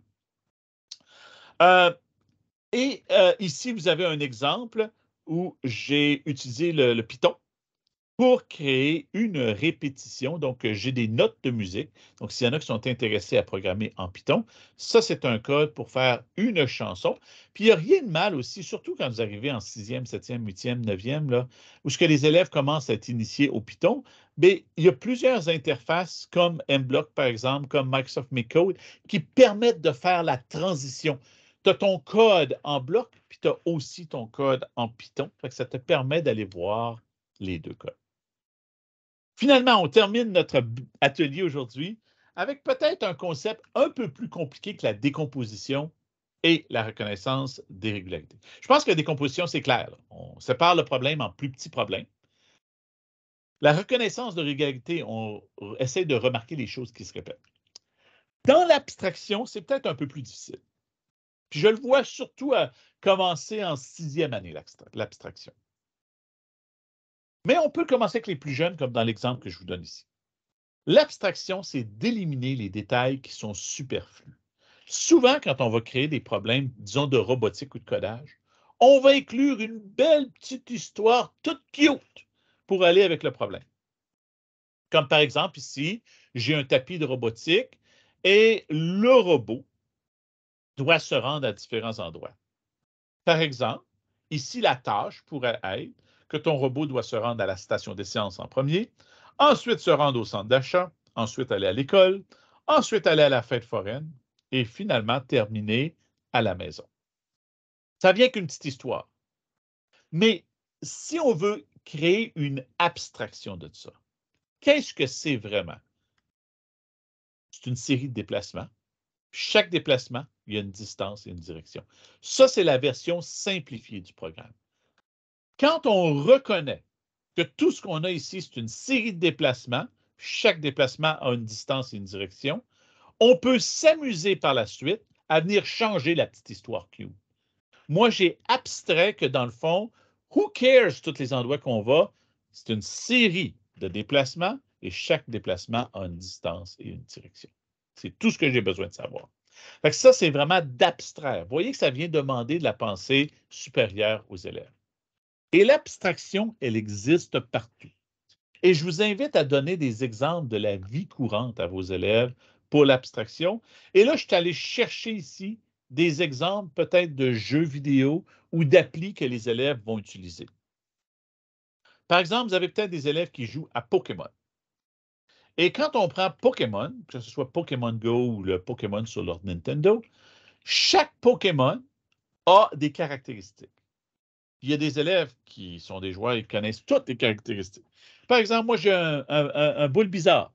Et ce boule bizarre-là, il est masculin. Et il y a des points de combat de 123, puis il y a son attaque immédiate qui est le fouet liane, puis il y a une attaque chargée qui est le méga fouet. Fait que ça, c'est la description du Pokémon boule bizarre. À droite, j'ai la carapuce. Cette carapuce-là, elle est femelle. Elle a des points de combat de 152. Son attaque immédiate, c'est l'écume, puis son attaque chargée, c'est le Aquajet. Là, je sais que si vous ne jouez pas à Pokémon, vous allez vous dire, c'est quoi toutes ces niaiseries-là? Mais les élèves qui jouent, c'est super important pour eux autres de savoir quel est le genre de leur Pokémon, quel est leur point de combat. Est-ce que c'est un Pokémon qui est fort ou non? Puis c'est quoi les attaques qu'ils ont lorsque je vais faire des batailles? Même chose à gauche, j'ai un Pikachu mâle, 111, il y a une attaque immédiate éclair et une attaque chargée qui est tonnerre. OK. Fait que là, on a toutes ces descriptions de Pokémon-là. Mais si vous regardez, chaque Pokémon a un nom, un genre, des points de combat, il y a une image, il y a une attaque immédiate, il y a une attaque chargée. Si je viens chercher chacun des Pokémon, vous voyez, je vous les montre, Ils ont toutes ces caractéristiques-là. Il y a toujours un nom, un genre, un PC, point de combat, une image, une attaque chargée et une attaque immédiate. Chaque Pokémon. Donc, si j'abstrais, qu'est-ce que c'est un Pokémon? Un Pokémon, ça a un nom, ça a un genre, ça a des points de combat, ça a une image et ça a une attaque chargée et une attaque immédiate. Le créateur ou la créatrice, la personne qui a programmé les jeux de Pokémon, n'a pas besoin d'avoir tous les détails. N'a pas besoin de savoir, ce Pokémon-là, il y a 120 points, puis celui-là, il y a 132 points de combat, puis celui-là, il y a 500. Who cares? Il a juste besoin, quand il va créer le code, de savoir cette information-là. Tout le reste de l'information peut être ajouté par après. Mais là, on a défini qu'est-ce que c'est un Pokémon. Et en codage, surtout lorsque les élèves vont devenir plus vieux puis vont faire du codage orienté objet au secondaire, c'est important de les préparer au primaire, surtout à l'intermédiaire, je dirais, à partir de la 6e, 7e, 8e année, les préparer à comprendre des structures de données comme ça en faisant de l'abstraction. On prend un autre exemple. Les élèves utilisent peut-être Instagram. Sur Instagram, il y a des filtres et chaque filtre est différent. Par exemple, il y a un filtre Clarendon, un filtre Ludwig, un filtre Mayfair. Vous avez peut-être déjà utilisé ces filtres-là pour changer l'apparence de vos photos. Certains filtres vont, par exemple, si on prend le Clarendon, va augmenter la luminosité de 10 augmenter les contrastes de 15 diminuer les ombres de 5 augmenter les tons clairs de 25 et augmenter l'éclat de 12 Et si vous regardez, Ludwig va changer les choses d'un certain pourcentage. Même chose avec Mayfair. Mais si on prend chacun de ces filtres-là, ils changent toutes les mêmes choses, juste avec des nombres différents. Hein? Ça augmente la luminosité, le contraste, les ombres, les tons clairs et les éclats sur votre photo. Chaque filtre va changer toutes les mêmes choses, juste de façon différente. Donc, le programmeur ou la programmeuse qui va coder ça n'a pas besoin d'avoir la définition de tous les filtres, a juste besoin de savoir ça change ces 5 choses-là. Et après, on peut ajouter les définitions. Donc, j'ai créé une structure de données. Ça, c'est l'abstraction. Quel est l'avantage d'abstraire? Bien, si j'invente un nouveau Pokémon, je peux utiliser le même code. Je fais juste ajouter des nouvelles informations. Si j'invente un nouveau filtre Instagram, je peux utiliser le même code, je fais juste ajouter une nouvelle définition. Ça, c'est du code efficace. Tantôt, il y en a qui me demandaient en 6e année code efficace. Bien, d'abstraire, c'est vraiment d'utiliser du code efficace. Donc, un filtre Instagram, ça se résume à ces 5 choses-là. C'est juste que ça les change de façon différente. Puis là, après ça, je peux justement avoir un tableau qui montre les différents changements. Donc, voici, j'espère que vous avez une meilleure idée du codage. Vous avez un meilleur aperçu de c'est quoi la pensée computationnelle. Oui, il y a des connaissances, hein, comme les books, comme les structures imbriquées, comme les structures conditionnelles, les variables, qui se retrouvent dans le curriculum, mais il y a plus que ça.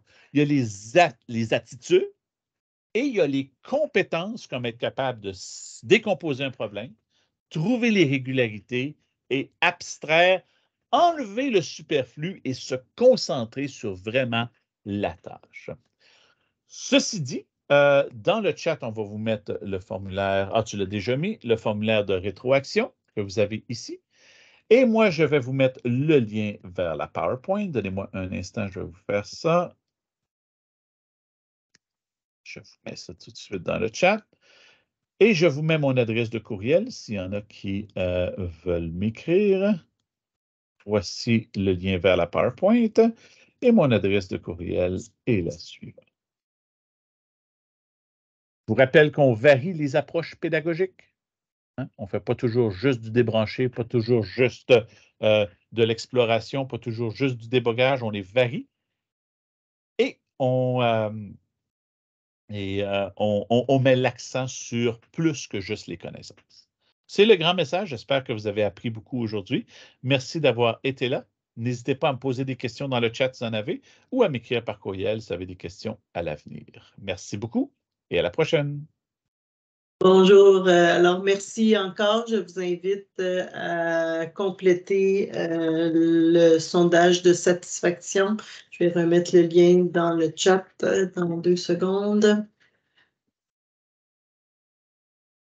Oh, et je vous avais promis aussi le document. Je l'avais mis dans le chat tantôt. Oui. Ça, c'est le document de Let's Talk. Ah! Le Centre Franco ne permet pas le partage de pièces jointes. Je vais vous le mettre sur OneDrive. Donnez-moi un instant. Je l'ai mis en lien. Je l'ai Non, trouvé, puis ben je ça, l'ai c'est mis ma en lien. présentation. Moi, je voulais mettre le document de Let's Je Talk l'ai mis en Science. lien. Ah, tu as Prévu mis le par Let's Talk l'ancien. Science? Je l'ai trouvé tantôt, Ah, puis je OK, l'ai mis. parfait. Parfait. N'hésitez pas. Si vous avez pas de questions, on vous invite à quitter la rencontre. Le lien de quoi? Le lien de Let's Talk Science. Parlons science. Je l'avais tantôt. Un instant, je vais vous le remettre. Ouais, le document de Let's Talk Science est une belle lecture. Voilà, je Si le jamais remets vous à voulez vous l'instant. approprier la pensée informatique, la pensée computationnelle, là, Tu peux confirmer peut-être, Dominique, que c'est le bon document que tu voulais partager, mais je pense que oui. oui, J'ai c'est trouvé celui-là. ton Oui, tableau de date. oui. Donc, un super beau document. Nous, on a effleuré une partie du tableau. On en a parlé. On a parlé de 3 des compétences qui, selon moi, sont les plus importantes pour le primaire, la première à 9e, là. Donc, que ce soit la décomposition, l'abstraction et la reconnaissance de régularité.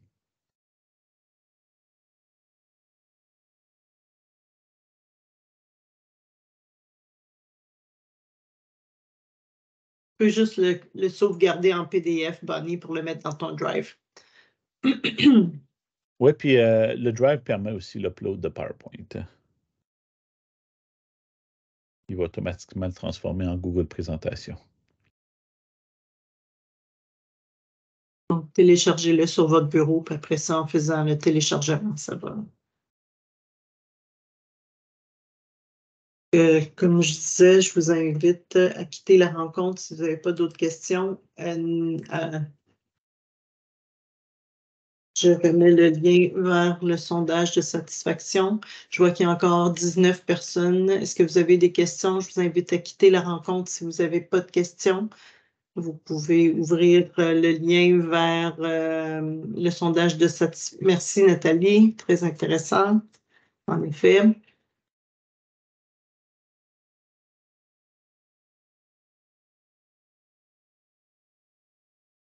Est-ce que vous pouvez, je vois qu'il n'y a pas beaucoup de questions, alors je vous invite à quitter la rencontre.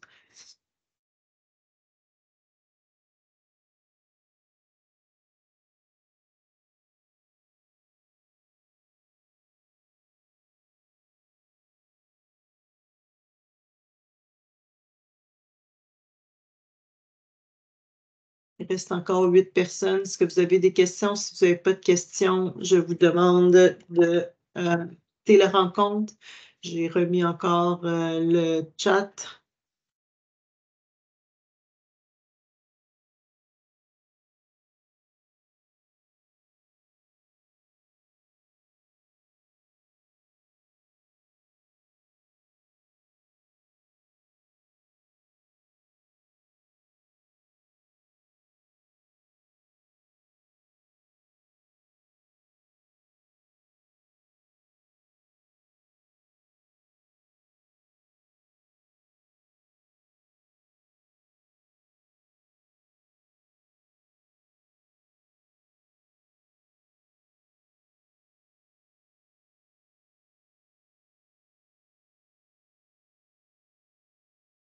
Donc, je vois qu'il reste encore 5 personnes. J'ai manqué d'autres sessions. Est-ce que je peux avoir les liens pour ceux-là? Madame, vous pouvez m'envoyer.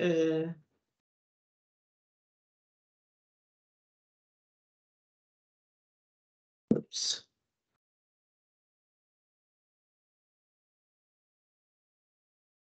Un message à mon adresse courriel. Madame Julie Cook, je viens de mettre mon adresse courriel dans le clavardage. OK, je vais vous envoyer les liens de présentation. Les enregistrements des présentations vont être mis sur le site web vers le mi-septembre. Donc, il reste encore 4 participants. Je vous demanderai de quitter la rencontre. Si vous n'avez pas quitté la rencontre, dans 3, 2, 1, je vais vous faire quitter. Carlande, Chimène, est-ce que vous avez des questions? Alors, je vais vous supprimer de la rencontre. Bonne fin de journée. Merci beaucoup de votre participation. Chimène, si vous n'avez pas d'autres questions, je vais vous supprimer de la réunion. Merci beaucoup. Bonne fin de journée. C'est juste toi et moi. Alors, voilà. Voilà. Merci beaucoup. Ça C'est fait déjà une autre plaisir. rencontre. Mais c'était-tu ta dernière formation, toi, dans le cadre des instituts ou tu as d'autres Les instituts ateliers? d'été, oui, c'est fini, oui. OK. Là, Donc, n'oublie pas de m'envoyer tes je pars, factures. je pars à Beautiful Fredericton, là. C'est le Ah bon, excellent. Ben, bon c'est le voyage. congrès Learn East qui s'appelle, là. Ouais. Bon, ben, bon voyage. Puis, n'oublie pas d'envoyer tes factures avant. Il faut qu'on les Ouais. traite avant le 31 août. C'est un aller-retour. J'atterris à minuit. Je fais ma présentation le matin, puis en après-midi, je suis de retour en avion. Aïe, aïe, aïe. OK. Ouais, Bon. ouais, c'est ça. Parfait. Bon, je te OK, laisse. ben, J'avais une à autre la réunion prochaine, à Simone. Au prochain institut, quand il y en aura d'autres, je présume qu'il va y avoir les demandes pour les instituts d'automne bientôt, là, les propositions. Oui, oui, OK, certainement. parfait. Merci. Au revoir, Merci, au Dominique. revoir. Merci encore.